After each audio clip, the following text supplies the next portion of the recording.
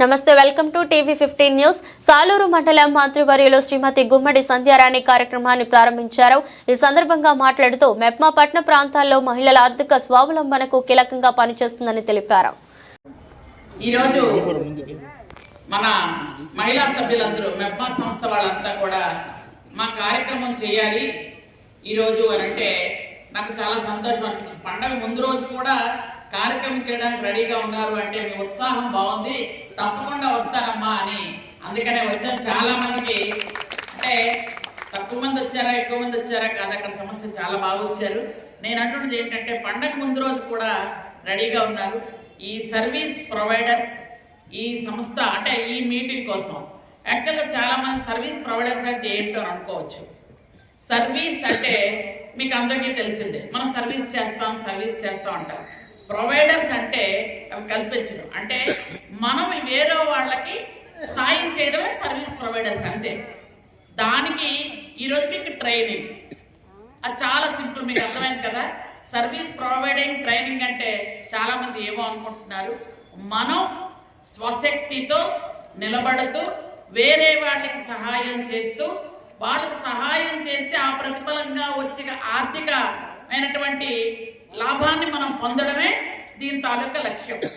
అంటే మనం ఉదాహరణకు మనం ఏదైనా ఒక సహాయం చేసాం అంటే ఇప్పుడు మీరు మహిళలు కాబట్టి మహిళలకు అర్థమైనట్టుగా నేను చెప్తాను. ఒక వంట చేసాం, ఎవరో కావిడి నేను వంట చేయలేకపోతున్నానంటే మీరు 100, 200, 300 అరిసెలు చేసి ఆవిడకి ఇచ్చారు, ఆవిడ మీకు డబ్బులు ఇస్తారు. అంటే మనకు అది ఆదాయమే కదా. ఒక బ్యూటీషియన్ ఉన్నారు, వాళ్ళకి రాదు తయారవ్వడం, మీరు వాళ్ళని తయారు చేస్తారు, అది మనకి ఆదాయం. వాళ్ళకి రాని పని మనం నేర్పిస్తున్నాం. ఒక సలహా, ఇప్పుడు చాలామంది కన్సల్టెన్సీ పెట్టుకుంటారు.